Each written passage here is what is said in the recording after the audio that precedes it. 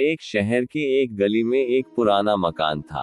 उसमें एक बूढ़ा व्यक्ति रहता था।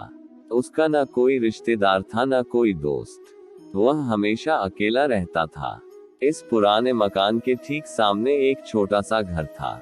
उस घर में एक छोटा बच्चा रोहित अपने माता पिता के साथ रहता था। बूढ़े व्यक्ति को बच्चे बहुत अच्छे लगते थे। वह जब भी बच्चे को देखता था प्यार से हाथ हिलाता था। छोटा बच्चा भी अपनी खिड़की में खड़े होकर जवाब में उसकी ओर देखकर हाथ हिलाता था। धीरे धीरे दोनों की दोस्ती हो गई। रोहित बूढ़े व्यक्ति को दादाजी कहकर बुलाने लगा। दादाजी अक्सर रोहित के लिए बिस्कुट लाते थे। कभी कभी वे उसके पसंद की चॉकलेट लाकर भी उसे देते थे। एक दिन रोहित ने भी उन्हें अपना एक खिलौना दिया। अपना टीन का सिपाही यानी टिन। दादाजी ने कहा कि वे इसे बहुत संभाल कर रखेंगे।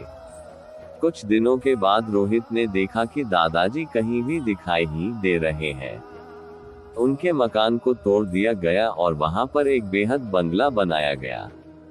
रोहित के पिता ने उस बंगले को खरीद लिया। रोहित और उसके माता पिता बंगले में रहने लगे।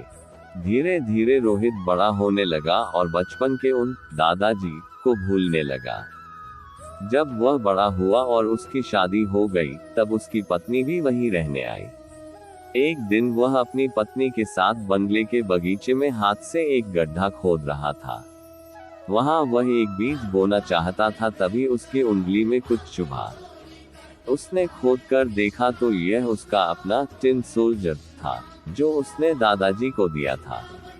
उसकी तलवार की नोक रोहित की उंगली में चुभ गई थी।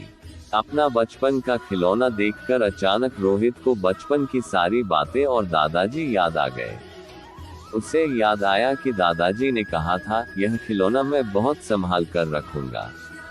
रोहित ने अपनी पत्नी को बचपन की वह सारी बातें सुनाई। सुनाते सुनाते उसकी आंखें भर आई। वह टिन सोल्जर रोहित ने अपने घर में सजा दिया। उसका यह पुराना खिलौना हमेशा उसे बचपन की मीठी यादों में ले जाता था। साथ ही उसे दादाजी भी याद आ जाते थे।